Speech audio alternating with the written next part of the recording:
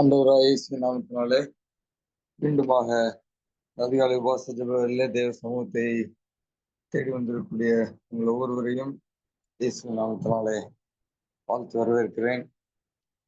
இந்த காலவேளையிலே தேவன் தாமே நம்மளுடைய சிந்தைகளையும் நம்முடைய விண்ணப்பங்களையும் ஏற்றுக்கொள்வாராக.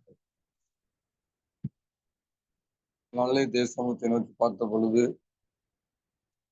சங்கீதம் புஸ்தகம் 102வது அதிகாரத்திற்கு ஆண்டவருடைய கவனத்தை திருப்பினார். சங்கீதம் 102 ஒரு சில காரியங்களை நாம் பார்த்து ஜெபித்து கடந்து செல்லலாம். இந்த சங்கீதத்தை எழுதும் பொழுது சங்கீதத்தை எழுதினவருடைய மனநிலையை நாம் ஃபுட்நோட்ல வாசிக்க முடியும். யாருன்னு நமக்கு கொடுக்கப்படலை. யாராக இருந்தாலும் பரவாயில்ல. எதற்காக இது எழுதப்பட்டது என்பதுதான் நமக்கு முக்கியம். யார் எழுதுனாங்கிறத விட இந்த ஃபுட்நோட்ல எழுதப்பட்டிருக்கு, துயரப்படுகிறவன் துக்கத்தில் மூழ்கி கர்த்தரிடத்தில் தன் வியாகுலத்தை தெரிவித்து செய்யும் விண்ணப்பம்.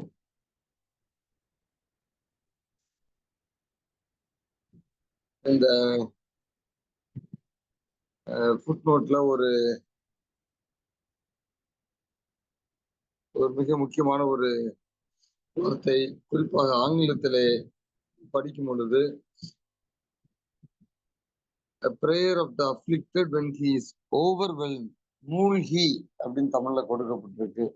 ஆங்கிலத்துல ஓவர்வெல்ம், சூழ்நிலை தலைக்கு மேல போயிடுச்சு, அதுக்கு மேல தாங்க முடியல, நான் ரொம்ப அஃப்ளிக்டடா இருக்கிறேன் அல்லது நெருக்கப்பட்டு இருக்கிறேன் அப்படிங்கிற ஒரு நிலையில அவனுடைய அந்த வியாகுலத்தை ஆண்டவருடைய சமூகத்திலே ஊற்றும் பொழுது அவனுக்கு வந்த விண்ணப்பத்தை தான் இந்த சங்கீதம் 102 வாசிக்கிறோம். இது ஒரு ஜெபம் என்பதை முதல் வசனத்திலிருந்தே நாம் படித்துக் கொள்ள முடியும். கர்த்தாவே, என் விண்ணப்பத்தை கேளும், என் கூப்பிடுதல் உம்மிடத்தில் சேர்வதாக. என் ஆபத்து நாளிலே உமது முகத்தை எனக்கு மறையாதையும், உமது செவியை என்னிடத்தில் சாயும். 2வது வாசித்துக் கொண்டிருக்கிறேன். 102 நான் கூப்பிடுகிற நாளிலே எனக்கு தீவிரமாய் உத்தரவு அருளி செய்யும். நீங்க இந்த சங்கீதத்தை முழுவதும் வாசிக்கும் பொழுது அடிக்கடி நேரத்தை குறித்து அல்லது காலத்தை குறித்து, நாட்கள், காலம் என்று சொல்லி இந்த வார்த்தை இந்த சங்கீதத்திலே அடிக்கடி மீண்டும் மீண்டும் கொடுக்கப்பட்டிருக்கிறது. அப்ப இந்த சங்கீதத்தை அல்லது இந்த ஜெபத்தை எழுதினவர் ஒரு காலத்தை மையப்படுத்தி, காலத்தை ஃபோக்கஸ் பண்ணி ஜெபிக்கக்கூடிய ஒரு ஜெபமாக இருக்கிறது என்பதை நாம் அறிந்து கொள்ள முடியும். குறிப்பாக ஒரு வசனத்தை நான் நேரம் கருதி ஒரே ஒரு வசனத்தை மாத்திரம் நான் தியானிக்க விரும்புகிறேன். நிறைய காரியங்களை முதல்ல இருந்து நம்ம ஒவ்வொரு வசனமா படிச்சா நேரம் ஆயிரும். ஆகவே 13வது வசனத்தை நான் வாசிக்க விரும்புகிறேன். தேவரீர் எழுந்தருளி சீயோனுக்கு இறங்குவீர், அதற்கு தயை செய்யும் காலமும் அதற்காக குறித்த நேரமும் வந்தது. ஒரு அற்புதமான ஒரு ஜெபம் ஒரு அற்புதமான ஒரு வசனம் என்று நான் சொல்லுவேன். எழுந்தருளும், God please arise. அப்ப இந்த ஜெபத்தை ஜெபித்தவருடைய மனதிலே என்ன ஓடிக்கொண்டிருக்கிறது? ஏதோ ஒரு ஆபத்து, ஏதோ ஒரு விண்ணப்பம், அந்த விண்ணப்பத்திற்கு பல நாட்களாக ஜெபத்திற்கு பதில் வரவில்லை. ஜெபித்துக் கொண்டே இருக்கிறார். ஆனா அந்த ஜெபத்திற்கு பதில் வரவில்லை என்கிற மாத்திரத்திலே அவர் கடவுள் செயல்படாமல் இருக்கிறார் என்பதை உணர்ந்து, ஆண்டவரே செயல்படுவதற்காக நீங்கள் எழுந்தருளும் என்று ஒரு ஆதங்கத்தோடு அவர் இந்த ஜெபத்தை வைக்கிறார். என்னுடைய சூழ்நிலையிலே நீர் எழுந்தருளும் ஆண்டவரே, நீர் மௌனமாய் இருக்கிறீரே, நீர் கேளாதவர் போல் இருக்கிறீரே என்று சொல்லி அவர் மிகவும் பாரத்தோடு ஜெபிப்பதை நாம் இங்கு பார்க்கிறோம். அநேக நேரங்களிலே நம்மளுடைய வாழ்க்கையிலும் இந்த ஒரு மனநிலையோடு நாம் நிச்சயமாக ஜெபிக்கிறோம். ஆண்டவரே, எவ்வளவோ காலங்கள் நான் ஜெபித்துக் கொண்டிருக்கிறேனே, நீர் அமைதியாய் இருக்கிறீரே, நீர் எழுந்தருளும். அதை நாம் ஆங்கிலத்திலே வாசிக்கும் பொழுது thou shalt arise and have mercy on Zion. இறங்குவீர் அப்படின்னு சொல்றதை காட்டிலும் சீயோனுக்காக இரக்கமாயிரும், மனதுருக்கமாயிரும் என்று சொல்லி நாம் அதை மொழிபெயர்க்கலாம். அப்ப இங்கு இந்த ஜெபத்தை எழுதினவருடைய மனநிலை ஆண்டவருடைய இரக்கத்தை நோக்கி போக்கஸ் பண்ணப்பட்டிருக்கிறது. என்னுடைய சூழ்நிலையிலே எனக்கு தேவன் எழுந்தருளாவிட்டால் இது ஒரு டெட்லாக் மாதிரி கடைசி வரைக்கும் தொடரும் என்பதை அவர் உணர்ந்து ஆண்டவருடைய சமூகத்திலே மன்றாடுகிறார். இதிலே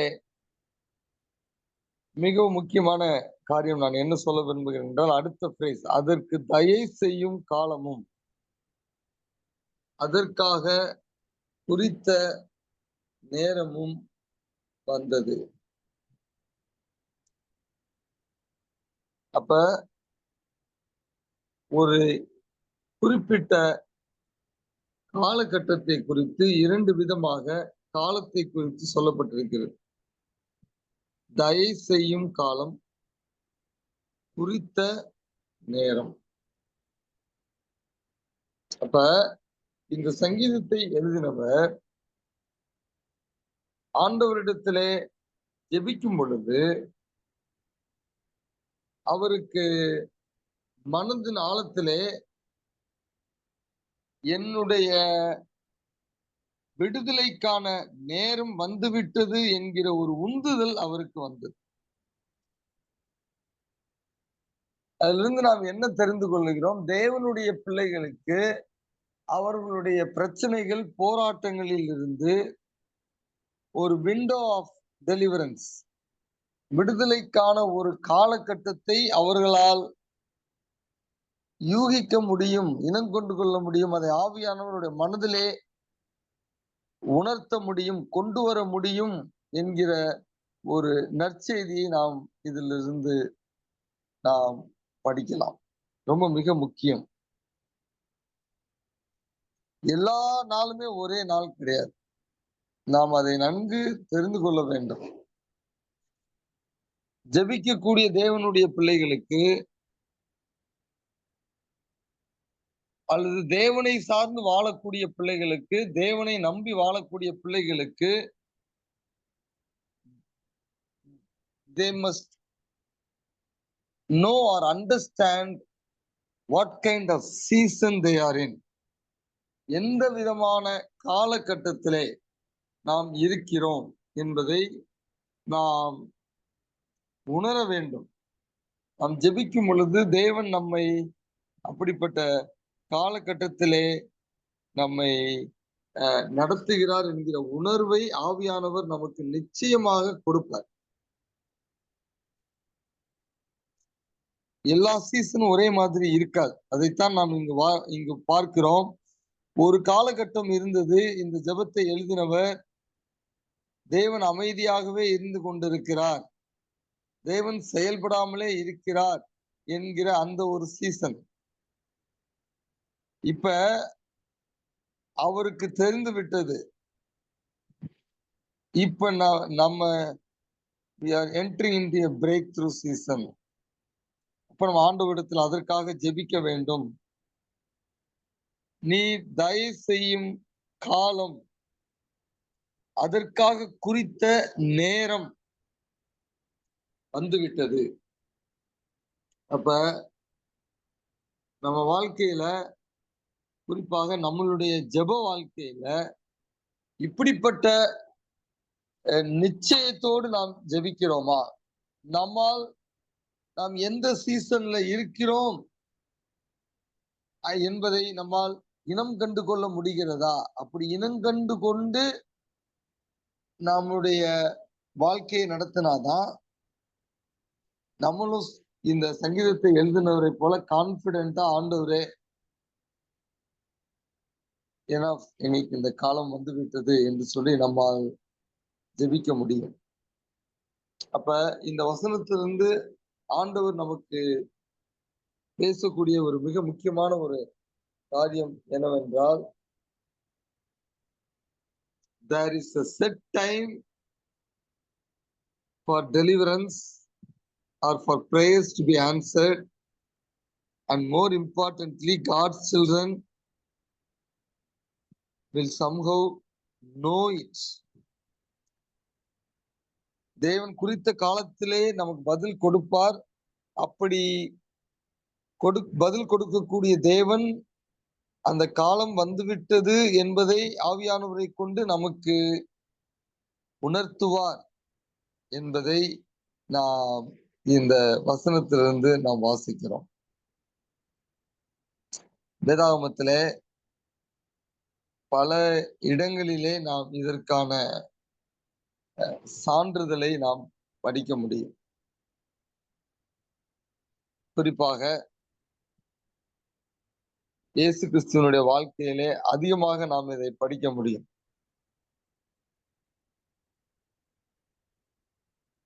பவுலுடைய வாழ்க்கையிலே அதிகமாக படிக்க முடியும்.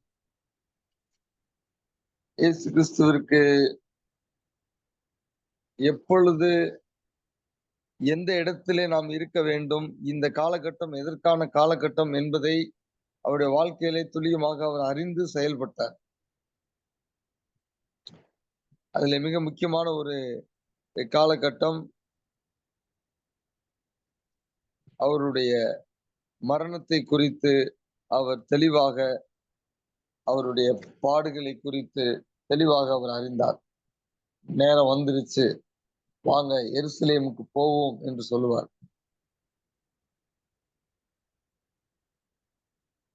அவருடைய காலம் வந்துவிட்டது என்று அறிந்த பொழுது பேதுருவை கூப்பிட்டு சொல்லுகிறார். அல்லது சீஷர்கள், பேதுரு சீஷர்கள் அனைவரையும் அழைத்து சொல்லுகிறார், எவ்விதமாக எவ்விதமாக அவர் பாடுபட வேண்டும், மரிக்க வேண்டும், அந்த சீசன் வந்துருச்சு என்று சொல்லுகிறார். அப்பதான் பேதுரு சொல்லுவார், இது உங்களுக்கு நேரிடக்கூடாது என்று சொல்லி. அப்பதான் ஆண்டவர் சொல்லுவார், அப்பாலே போ சாத்தானே என்று சொல்லி. அப்ப Jesus knew all the way that his time come to suffer. அப்ப ஒரு சஃபரிங் ஃபேஸ்க்குள்ள நம்ம என்டர் ஆகுறதும் நமக்கு தெரியும், ஒரு டெலிவரன்ஸ் ஃபேஸ்க்குள்ள நம்ம என்டர் ஆகுறது நமக்கு தெரியும். எல்லாமே நமக்கு தெரியும், நம்ம ஆண்டவரோடு நெருங்கி ஒரு ஜெப வாழ்க்கை வாழ்ந்து கொண்டிருந்தார். பவுல் அப்போஸ்தலனுடைய வாழ்க்கையிலும் நாம் இதை பலமுறை நாம் பார்க்கிறோம். எல்லாரும் அழுவாங்க, நீ அங்க போகக்கூடாதும்பாங்க. எதுக்கு என்னை துக்கப்படுத்துறீங்க? நான் தேவனுடைய சித்தத்தை நிறைவேற்றுவதற்காக நான் ரோமாபுரிக்கு போகத்தான் வேண்டும், மரிக்க வேண்டும் என்றாலும் அதற்கு நான் ஆயத்தமாக இருக்கிறேன் என்று சொல்வார். அப்ப காலகட்டங்கள், எப்படிப்பட்ட மரணத்தை மரிக்க போகிறோம், எல்லாவற்றையுமே ஆவியானவர் நமக்கு வெளிப்படுத்தக்கூடிய அளவிற்கு நமக்கும் ஆவியானவருக்கும் ஒரு ஆழமான ஒரு நெருங்கிய தொடர்பு இருக்க வேண்டும். He will try to reveal to us the exact season we are in. எந்த காலகட்டத்திலே நாம் இருக்கிறோம் என்பதை அவர் நமக்கு தெளிவாக அறிவித்து விடுவார். உங்களுடைய வாழ்க்கையிலே நீங்கள் எந்த காலகட்டத்திலே இருக்கிறீங்க என்பதை இந்த நாளிலே அல்லது இந்த காலகட்டங்களிலே உங்களால் புரிந்து கொள்ள முடிகிறதா? அப்படி இல்லைன்னா ஆண்டவர்கிட்ட கேளுங்க, ஆண்டவரே, நான் எப்படிப்பட்ட காலகட்டத்தில் இருக்கிறேன்? இந்த காலகட்டம் எவ்வளவு நாட்கள் கடந்து செல்ல வேண்டும்? உங்களுக்கு தெரியுங்க, ஆண்டவர் உங்களுக்கு உணர்த்துவார். நம்ம இருக்கக்கூடிய காலங்களே கொஞ்ச காலங்கள் தான். 11 வசனத்துல பாத்தீங்கன்னா, என் நாட்கள் சாய்ந்து போகிற நிலை போல இருக்கிறது, புல்லை போல உலர்ந்து போகிறேன். சோ இவ்வளவு ஒரு குறைவான காலகட்டத்துல இருக்கக்கூடிய நான், ஒவ்வொரு காலகட்டத்திலும் நான் எதற்காக இந்த காலகட்டத்திலே அழைக்கப்பட்டிருக்கிறேன், இந்த காலகட்டத்தினுடைய நோக்கம் என்ன என்பதை நான் அறிந்து வாழாவிட்டால் ரொம்ப கஷ்டம். என் டைம் நிறைய நான் வேஸ்ட் பண்ணிடுவேன். அப்ப இந்த சங்கீதத்தை எழுதினவர் தேவனை, ஆண்டவரே நீ எனக்காக எழுந்தருளும் என்று ஜெபிக்கும் பொழுது அதற்குள்ளே என்ன ஒரு காரியத்தை மனதிலே ஆழத்திலே விசுவாசி ஜெபிக்கிறார். ஆண்டவரே, உங்களுடைய வல்லமை, உங்களுடைய மகத்துவம் எங்கே? நீர் ஏன் இன்னும் அமைதியாய் இருக்கிறீர்? உங்களுடைய வல்லமை வெளிப்படுத்துங்க, என் சூழ்நிலையிலிருந்து எனக்கு ஒரு மாற்றத்தை கொண்டு வாங்க. அநேக எழுத்தாளர்கள் இதை எழுதினவர் பாபிலோனுடைய அந்த 70 வருட அந்த கேப்டிவிட்டி, அதாவது சிறையிருப்பை குறித்து, அந்த காலகட்டம் முடிந்து விட்டது, ஆகவே எங்களை அந்த சிறையிருப்பிலிருந்து மீண்டும் எருசலேமுக்கு கொண்டுட்டு போவதற்காக நீங்கள் எழுந்தருளும் என்று ஜெபித்திருக்க கூடும் என்று எழுதுகிறார்கள். ஆனால் இதை நமக்கும் நாம் அநேக பாடங்களை இந்த ஜெபத்தின் மூலமாக கற்றுக்கொள்ள முடியும் என்பதனால்தான் வேதத்திலே இதை நமக்கு எழுதி வைத்திருக்கிறார்கள். சியோன் என்று சொல்லும்போது தேவனுடைய பிள்ளைகள் என்றும் அல்லது தேவனுடைய திருச்சபை என்றும் நாம் மொழிபெயர்க்க கூடும். அப்படி என்றால் இது உங்களுக்கும் எனக்கும் இப்படிப்பட்ட ஒரு ஜெபத்தை நாம் நம்மளுடைய சிறையிருப்பிலிருந்து நாம் ஜெபிப்பதற்கு இது நமக்கு ஒரு உந்துதலாக இருக்கும். ஆண்டவரே, எவ்வளவு காலம் நான் இந்த இக்கட்டில் இருக்க போகிறேன்? எவ்வளவு காலம் நான் இந்த சத்துருவின் கிரியைகளினாலே சிறைப்பட்டு இருக்க போகிறேன்? ஆண்டவரே, நீ எழுந்தருளும் என்று சொல்லி நாமும் நம்மளுடைய சூழ்நிலையிலிருந்து நாம் ஜெபிக்க முடியும். நாம் அப்படி ஜெபிப்பதை ஆண்டவர் விரும்புகிறார். அப்ப இந்த மௌனத்திற்கு ஒரு காரணம், இந்த சீயோனுக்கு ஆண்டவர் இதுவரை இறங்காமல் இருப்பதற்கு ஒரு காரணத்தையும் நாம் 15வது வசனத்திலே வாசிக்கிறோம். கர்த்தர் சீயோனை கட்டி தமது மகிமையில் வெளிப்படுவார். அப்ப எதற்காக ஒரு அப்பாயிண்டட் டைம் அல்லது செட் டைம் ஒரு சீசன், அந்த சீசன்ல நமக்கு எதுவுமே நடக்க மாட்டேங்குது அப்படின்னா, ஆண்டவர் தன்னுடைய பிள்ளைகளை கட்ட விரும்புகிறார். ஆண்டவர் தன்னுடைய பிள்ளைகளை அவருடைய சாயலை போல மாற்ற விரும்புகிறார். அதற்காக தான் அந்த குறிப்பிட்ட ஒரு காலகட்டத்திலே அவர் அமைதியாக இருக்கிறார் என்பதை நாம் இந்த வசனத்திலே வாசிக்கிறோம். அவர் நம்முடைய சூழ்நிலையிலே அவருடைய மகிமையை கொண்டு வெளிப்படுவதற்கு முன்பதாக நம்மை ஒரு முழுமைப்படுத்த, ஒரு நேர்த்தியான ஒரு பாத்திரமாக மாற்ற விரும்புகிறார். அந்த ஒர்க் முடிஞ்சிருச்சுன்னா அவர் வெளிப்பட்டுருவார். இது ஆண்டவராய் இயேசு கிறிஸ்துவனுடைய இரண்டாவது வருகைக்கும் நாம் அடையாளப்படுத்தி சொல்லலாம். அந்த 70 வருட கேப்டிவிட்டிக்கும் அடையாளப்படுத்தி சொல்லலாம். இந்த 2 காலகட்டங்களுக்கும் இடையிலே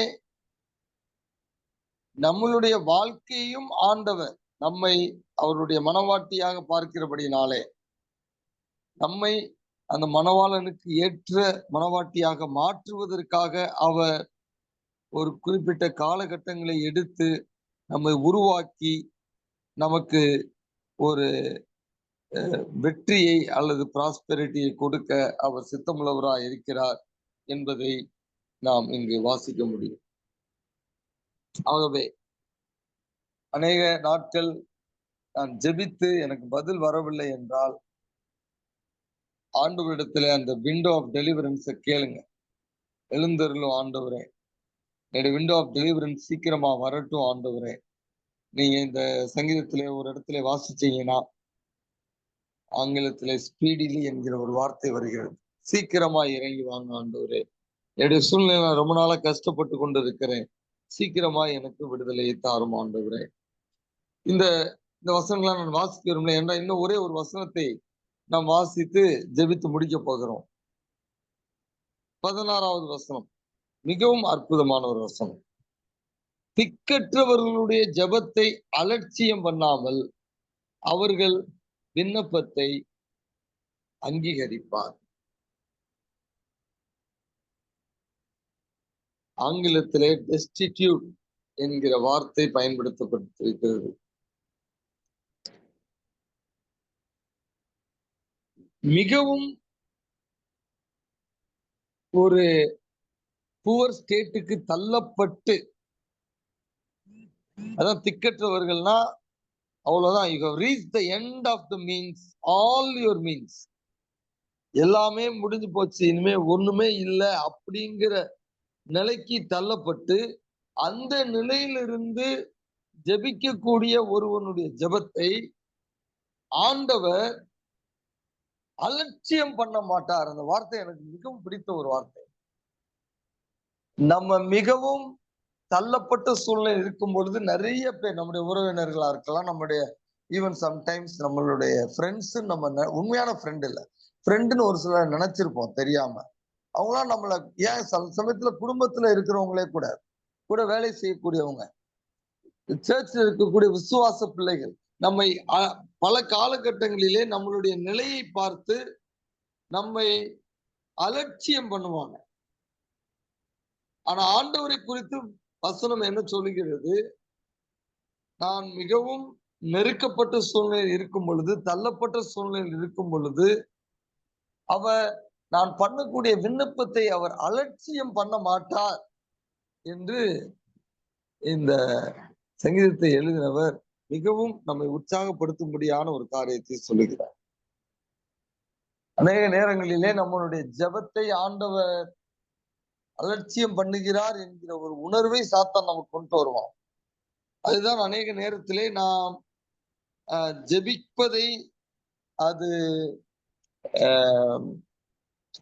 உற்சாகப்படுத்துவதை காட்டிலும் டிஸ்கரேஜ் பண்ணிடும். அதனாலதான் நிறைய டைம் நம்முடைய ஜெப வாழ்க்கை சோர்ந்து போயிடும், விட்டுருவோம் ஜெபத்தையே. ஆனால் தேவனுடைய பிள்ளைகள், தேவனிடத்திலிருந்து நன்மையை பெற்ற பிள்ளைகள் நன்கு அறிவார்கள். காலம் தள்ளி வரலாம். ஆனா ஒரு அப்பாயிண்டட் டைம் ஆண்டவர் வைத்திருப்பார். என் ஜெபத்தை அவர் அவர் ரிகார்ட் பண்ணுவார். அவர் டிஸ்ரிகார்ட் பண்ண மாட்டார். என் ஜெபத்தை அவர் அங்கீகரிப்பார். அவர் புறக்கணிக்க மாட்டார் என்கிற ஒரு ஆழமான நம்பிக்கை ஜெபிக்கக்கூடிய பிள்ளைகளுக்கு இருக்கு. நம்ம ஒருவேளை நமக்கு அந்த காலகட்டத்திலே அந்த ஜெபத்தை ஆண்டவர் கேட்கவில்லை என்பதை போல நமக்கு தோணலாம். But God bottles up our prayers. அவர் நம்மளுடைய ஜெபத்தை ஒரு துருத்தியிலே வைத்திருப்பார். அதற்காக ஒரு காலத்தையும் அவர் ஏற்கனவே நிர்ணயித்திருப்பார். இந்த நாளினுடைய செய்தி என்னவென்றால், அந்த காலத்தையும் உங்களால் கிரகிக்க முடியும். You can discern the time of your answer. நிச்சயமா தெரியுங்க. நிறைய அனுபவங்கள் எனக்கெல்லாம் அப்படி இருக்கு. we are entering into a season of tough time அப்படிங்கிறதும் நிறைய நேரத்துல எனக்கு தெரிஞ்சிரும். நம்ம வெளியே வரப்போறோம் அப்படிங்கிற நேரமும் தெரிஞ்சிரும். நிச்சயமாக அந்த அந்த உணர்வை ஆவியானவர் தான் நமக்கு கொடுப்பார். அதனாலதான் நான் சொல்றேன், நம்ம பல வருடங்கள் கன்சிஸ்டன்டா பல மணி நேரங்கள் ஆண்டவருடைய சமூகத்திலே காத்திருக்கும் பொழுதுதான் நமக்கு அந்த அந்த movings of the holy spirit அதை நம்மளால இனங்கண்டு கொள்ள முடியும். ஓகே, இந்த காலகட்டத்துல இந்த மாதிரி நடக்கிற மாதிரி ஆவியானவர் நமக்கு உணர்த்துகிறார். நான் அடிக்கடி ஒரு வசனத்தை சொல்வது உண்டு. ரோமர் எழுதின புஸ்தகத்திலே 8ஆம் அதிகாரத்திலே தேவனால் அல்லது தேவ ஆவியானவரால் நடத்தப்படக்கூடியவர்களுக்கான ஒரு பெரிய அடையாளத்தை நாம் அங்கு பார்க்க முடியும்.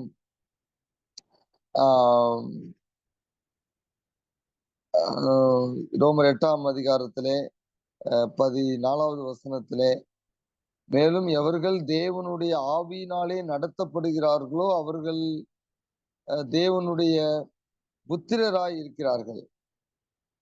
அப்ப நம்ம தேவ ஆவியானவராலே நாம் நடத்தப்படும் பொழுது என்ன நடக்கிறது என்றால், 16வது வசனத்திலே, நாம் தேவனுடைய பிள்ளைகளா இருக்கிறோம் என்று ஆவியானவர் தாமே நம்முடைய ஆவியுடனே கூட சாட்சி கொடுக்கிறார். ஆங்கிலத்திலே விட்னஸ்.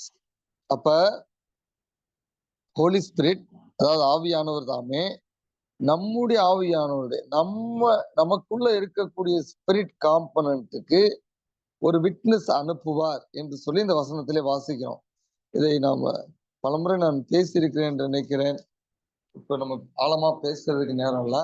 ஆனா நம்ம என்ன செய்ய வேண்டும், எந்த காலகட்டத்தில் இருக்கிறோம், இந்த காலகட்டத்திலே எதை செய்ய வேண்டும் எதை செய்யக்கூடாது என்று நமக்கு பாசிட்டிவாவோ நெகட்டிவாவோ நமக்குள்ளே இருக்கக்கூடிய ஆவியானவர் நம்ம ஸ்பிரிட்டுக்கு விட்னஸ் பண்ணுவார். இன் அதர் வேர்ட்ஸ் கம்யூனிகேட் பண்ணுவார். இதுதான் நாம் முதிர்ச்சி அடைந்த ஒரு அனுபவத்திற்குள்ளே வரக்கூடிய காலகட்டம். நம்ம குழந்தைகளாவே இருக்க முடியாது. ஆண்டவராய் இயேசுவை ஏற்றுக்கொண்டோம், அது ஒரு காலகட்டம். அப்ப குழந்தை மாதிரி துவங்கணும். ஆனா 10 வருஷம் ஆயிடுச்சு, 15 வருஷம் ஆயிடுச்சு, 20 வருஷம் ஆயிடுச்சு, 30 வருஷம் ஆயிடுச்சு, எங்க துவங்கணுமோ அங்கே இருக்கிறோம்னா நம்மளால அந்த விட்னஸிங் ஆஃப் த ஹோலி ஸ்பிரிட்டை நம்மளால என்ன செய்ய முடியாது, இனம் கண்டு கொள்ள முடியாது. ஆனால் இந்த சங்கீதம் 102 எழுதினவர் அந்த காலகட்டம் வந்து விட்டதை அவருக்குள்ளே ஒரு உந்துதல் இருந்ததினால்தான் அந்த சங்கீதம் முழுவதையும் அவர்களுடைய கஷ்டத்திலிருந்து ஜெபத்தை அவர் நமக்கு எழுதி கொடுத்திருக்கிறார். அதுல முக்கியமா அவர் என்ன சொல்றார், நான் இப்படிப்பட்ட ஒரு சீசன்ல வரும் பொழுது என்னுடைய ஜெபத்தை ஆண்டவர் நிச்சயமாக அலட்சியம் பண்ண மாட்டார், என் சூழ்நிலையிலிருந்து ஆண்டவர் என்னை வெளியே கொண்டு வருவார் என்கிற நம்பிக்கையோடு அவர் ஜெபித்தார். இந்த கால வேளையிலே நீங்க என்ன சீசன்ல இருக்கிறீங்க அப்படின்னு உங்களுக்கு இதுவரைக்கும் தெரியுமா தெரியலையா எனக்கு தெரியல. ஆனா நம்ம கண்களை மூடி ஆண்டவருடைய சமூகத்தை நம்ம ஒப்பு கொடுத்து கேட்போம். ஆண்டவரே, reveal to me what season I am in. May the Spirit of God witness to me. ஆவியானவர் எனக்கு கம்யூனிகேட் பண்ணுங்க.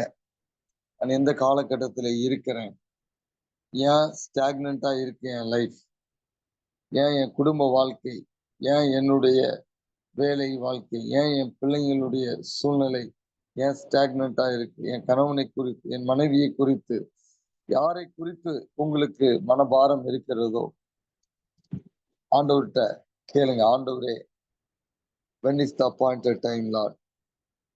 குறிப்பிட்ட காலம், ஆண்டவரே, விடுதலைக்காக குறித்த காலத்தை நீ துரிதப்படுத்தும், அதை எனக்கு வெளிப்படுத்தும், எனக்கு இறங்கும் ஆண்டவரே, என் கணவனுக்கு இறங்கும், என் மனைவிக்கு இறங்கும், என் பிள்ளைகளுக்கு இறங்கும், என் சூழ்நிலையிலே நீர் மனம் இறங்கும் ஆண்டவரே, நீ என் மேல் இரக்கமாய் இரும் ஆண்டவரே. உலகம் என்னை அலட்சியம் பண்ணுகிறது, ஆனால் நீர் என்னை அலட்சியம் பண்ணாத தேவன் என்று இந்த நாளிலே நான் வாசித்தேனே, நான் கேட்டேனே. ஆவியானவர் என்னோடு பேசினீரே. எனக்கு இருக்கக்கூடிய துக்கத்தை எடுத்து போடுங்க, எனக்கு இருக்கக்கூடிய அவநம்பிக்கையை எடுத்து போடுங்க. அந்த சங்கீதக்காரனை போல நானும் ஆண்டவரே, என்னுடைய ஜெபத்தை நீர் அலட்சியம் பண்ணாத தேவன் என்கிற நம்பிக்கைக்குள்ளே நான் கடந்து வந்து உறுதியாய் உம்மை நோக்கி ஜெபிப்பதற்கு எனக்கு கிருபை தாரும் ஆண்டவரே என்று சொல்லி ஆண்டவருடைய சமூகத்திலே நம்மை முழுமையாக அர்ப்பணித்து நாம் ஜெபிப்போம். ஆண்டவர் இந்த நாளிலே உங்களுக்கு நீங்கள் எந்த காலகட்டத்திலே இருக்கிறீர்கள் என்பதை வெளிப்படுத்துவதற்காக சித்தமுள்ளவராயிருக்கிறார். ஆண்டவரிடத்துல கேட்டு பெற்றுக்கொள்ளுங்க.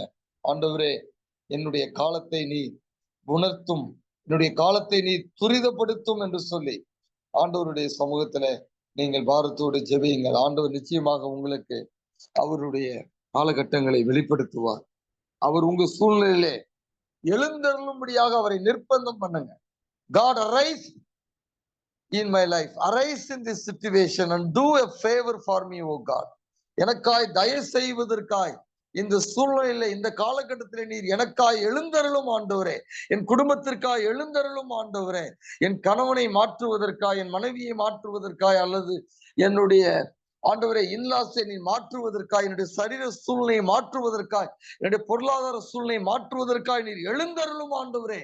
அதற்கான காலம் வந்து விடட்டும் ஆண்டவரே என்று சொல்லி ஆண்டவரிடத்திலே ஜெபிங்க. நேசிக்கிற அன்புள்ள ஆண்டவரே, இந்த காலை வேளையிலே தேவன் எங்களுக்காக குறித்த காலத்தை நீர் எங்களுக்கு உணர்த்தும் அல்லது அதை துரிதப்படுத்தும் என்று இடத்துல நாங்கள் ஜெபிக்கிறோம். அன்பான நம்முடைய பிள்ளைகள் இந்த காலை வேளையிலே நோக்கி பல வருடங்களாக ஜெபித்து அந்த விண்ணப்பத்திற்கு பதில் வரவில்லை என்றார். தேவனே, அவர்களுக்காக இடத்துல நான் இந்த காலை வேளையிலே மன்றாடுகிறேன். அவர்களுடைய சூழ்நிலையில நீர் எழுந்தருளுவீராக. அவர்களுக்காக நீ தயவு செய்யும் காலத்தை ஆண்டவரே நீ துரிதப்படுத்துவீராக. அந்த குறித்த நேரத்தையும் ஆண்டவரே நீ துரிதப்படுத்துவீராக. உடைய பிள்ளைகளுடைய ஜெபத்தை நீ அலட்சியம் பண்ணாத தேவனப்பா. அவர்கள் மனம் அடிந்து போவதற்கு முன்பதாக, ஜெபத்தை விட்டு விடுவதற்கு முன்பதாக, ஜெபித்து என்ன பிரயோஜனம் என்கிற யோசனை அவர்களை ஆண்டவரே துக்கத்தில் மூழ்கடிப்பதற்கு முன்பதாக, before they feel overwhelmed in their situation, oh Lord, I pray that you arise in their situation and deliver them from what they are going through, oh Father. எந்த சூழ்நிலையிலே அவர்கள் கட்டப்பட்டிருக்கிறார்களோ அதிலே அவர்கள் ஆழ்ந்து மூழ்கி நம்பிக்கை இழப்பதற்கு முன்பதாக உம்முடைய பிள்ளைகளுக்காக நீர் எழுந்தருளுவீராக. இவர்களுக்கு விடுதலையை உண்டாவது பிரேக் த்ரூவை கொடுப்பீராக என்று நான் ஜெபிக்கிறேன் அப்பா. பெரிய காரியத்தை நம்முடைய பிள்ளைகளுக்கு செய்யுங்கப்பா. ஆண்டவரே, இந்த வாரத்தை நாங்கள் முடிக்கும் பொழுது, அடுத்த வாரத்திலே மீண்டுமாக நாங்கள் இணைந்து ஜெபிக்க வரும் பொழுது, தேவன் மெய்யாகவே என்னுடைய சூழ்நிலையிலே இறங்கி என்னை விடுவித்தார் என்ற ஒரு சாட்சியாக கேட்பதற்கு தேவன் ஒரு பலத்த காரியத்தை செய்ய வேண்டும் என்று இடத்தில் நாங்கள் ஜெபிக்கிறோம்.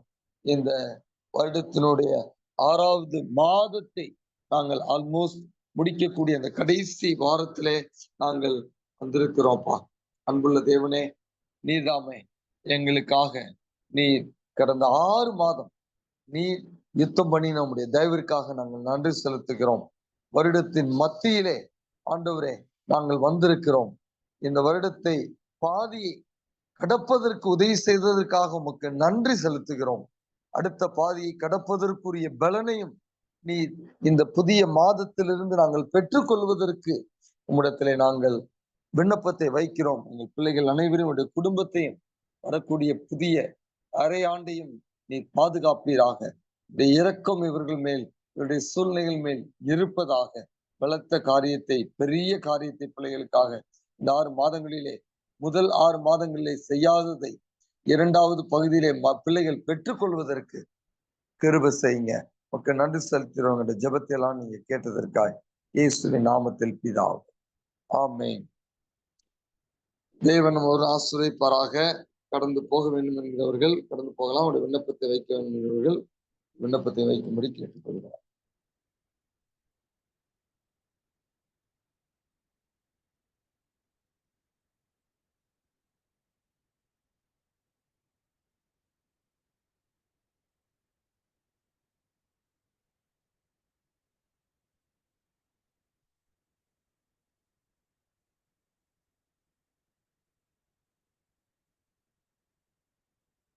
போருக்காக நாம் ஜெபிப்போம்.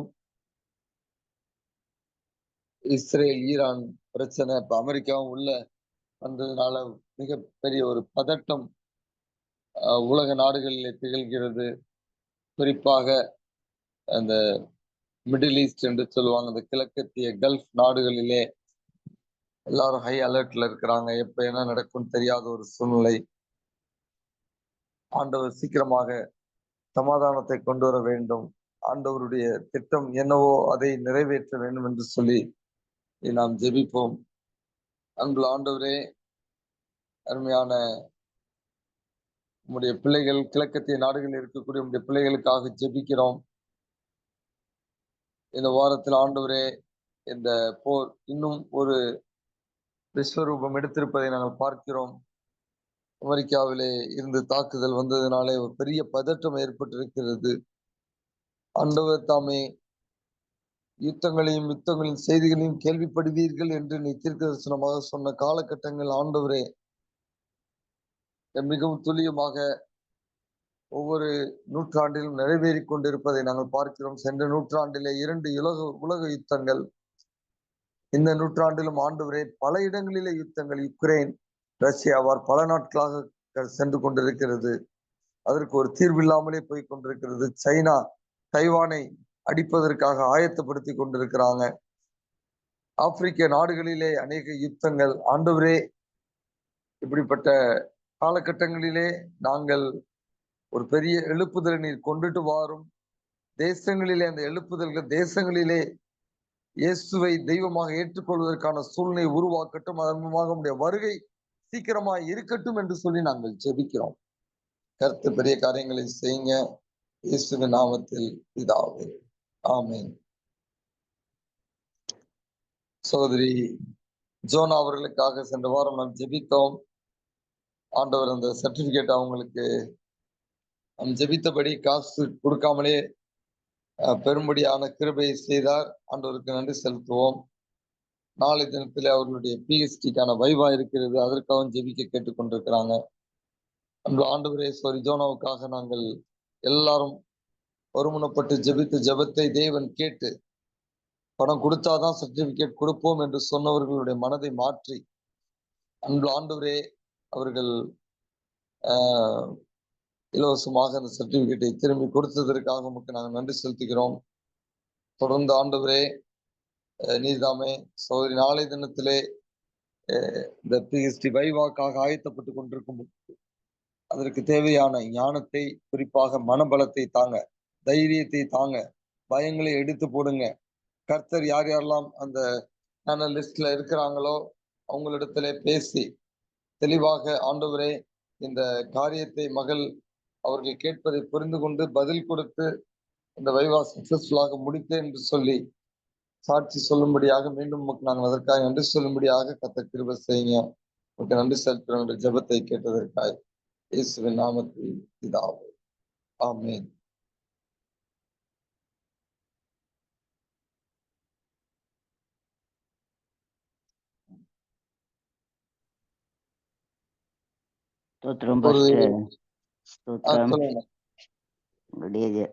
உங்களுடைய அந்த மெசேஜ் எங்களுக்கு ரொம்ப பிரயோஜனமா இருக்கு. தொடர்ந்து உங்க ஜெபத்தை உங்களுடைய மெசேஜை நான் கேட்கணும். உங்களுடைய ஜெபமும் அவ்வளவு வல்லமையுள்ளதா இருக்குது. அதுக்கு நான் கர்த்தரை ஸ்தோத்திரிக்கிறேன் பாஸ்டர். சரி, ஆண்டவருக்கு நன்றி.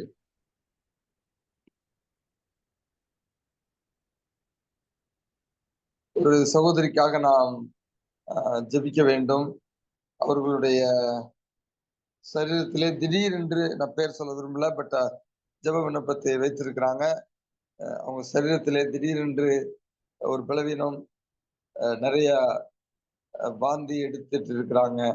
அவர்களுக்கு ஆண்டவர் ஒரு சீக்கிரமான விடுதலையை கொடுக்க வேண்டும் என்று சொல்லி ஜெப விண்ணப்பம் வந்திருக்கிறது. ஆண்டவர் அவர்களுக்கு அந்த அக்யூட் கேஸ்ட்ரைட்டிஸ்ல இருந்து, அந்த வாமிட்டிங்ல இருந்து, ஐவி ஃப்ளூயிட்ஸ்ல இருந்து வெளிவரும்படியாக அவர்களுக்காக ஜெபிப்போம். அன்பு ஆண்டவரே, அருமையான அந்த மகளுக்காக நம்முடைய சமூகத்துல வருகிறேன். அந்த அக்யூட் கேஸ்ட்ரைட்டிஸ் இருந்து ஒரு விடுதலையை கொடுப்பீராக. அவர்கள் ஐவி ஃப்ளூயிட்ஸோடு ஆண்டவரே கடந்த நாள்ல இருந்திருக்கிறாங்க. ஆண்டவர் அவர்களுக்கு அவருடைய பலவீனத்திலிருந்து ஒரு விடுதலை கொடுப்பீராக. இந்த வாந்தி எடுக்கக்கூடிய அந்த காரியங்கள்லாம் மாறுவதாக. தெய்வீக சுகமளிக்கும் வல்லமை அவர்களுடைய சரீரத்திலே பாய்வதாக.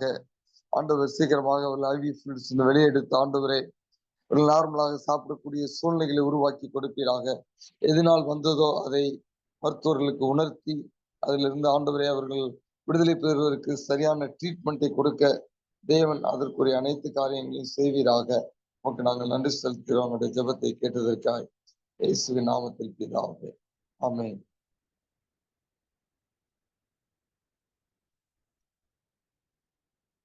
தகப்பனே, இந்த காலை வெள்ளை உடைய சமூகத்திலே தொடர்ந்து எங்களை ஒப்புக் கொடுக்கிறோம்.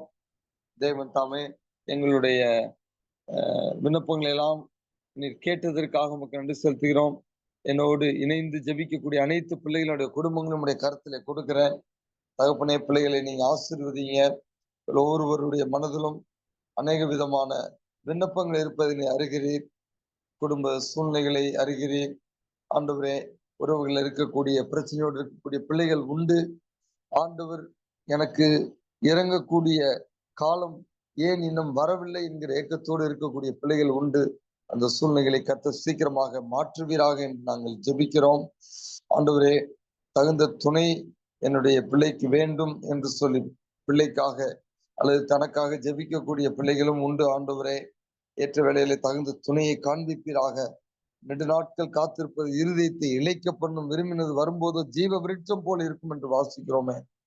தகப்பனே, பிள்ளைகள் ஆண்டவரே, அநேகருக்காக நாங்கள் ஜெபித்திருக்கிறோம். தகுந்த துணையை தாரும் என்று சொல்லி ஆண்டவர் ஏற்ற வேளையிலே சீக்கிரமாக அந்த காலகட்டத்தை கொண்டு வருவீராக. Arise in the situation, oh God, and shorten the delay, I pray in the mighty name of Jesus. ஆண்டவரே, பெரிய காரியத்தின் பிள்ளைகளுக்கு செய்வீராக. அது மாத்திரமல்ல, அன்பு ஆண்டவரே, குறிப்பாக தங்களுடைய வேலைகளிலே போராட்டங்களோடு அல்லது பிரச்சனைகளோடு இருக்கக்கூடிய பிள்ளைகள் உண்டு. ஆண்டவர், அந்த சூழ்நிலைகளையும் நீ மாற்றி கொடுப்பீராக என்று இடத்திலே நாங்கள் ஜெபிக்கிறோம். ஆண்டவரே, சரீர பலவீனத்தோடு யாராவது இருப்பார்கள் என்றால் இந்த பலவீனத்திற்காக நாங்கள் ஜெபிக்கிறோம். ஞானம் அம்மாவனுடைய உறவினர்கள் ஆண்டவரே பலவீனத்தோடு இருப்பதை நீர் அறிகிறீர். இந்த பலவீனங்கள் இயேசுவின் நாமத்தில் நம்முடைய வல்லமை இறங்கி சுகப்படுத்த வேண்டும் என்று இடத்தில் நாங்கள் ஜெபிக்கிறோம். அதற்கான ஒரு காலகட்டத்தை குறித்து பிள்ளைகளை விடுதலை செய்வீராக என்று நாங்கள் ஜெபிக்கிறோம். வேறு யார் எனக்கு தெரியாமல் இந்த பிளாட்ஃபார்ம்ல ஆண்டவரே பலவீனத்தோடு இருந்தாலும் அல்லது இவர்கள் யாராவது பலவீனப்பட்டிருக்கார்கள் என்று அவர்களுக்காக ஜெபித்தாலும் அந்த இடங்களிலே ஆண்டவருடைய வல்லமை இறங்கி ஒரு அற்புத சுகத்தை நீ கட்டளையிடுவீராக என்று நாங்கள் ஜெபிக்கிறோம். கர்த்தர் பெரிய காரியங்களை செய்வீராக. மீண்டும் அடுத்த வாரம் நாங்கள் இணைந்து உங்களுடைய வார்த்தையை தியானித்து ஜெபிக்கிறவரை எங்கள் ஒவ்வொருவரோடு கூட இருங்க. எங்களை ஆசீர்வதிங்க.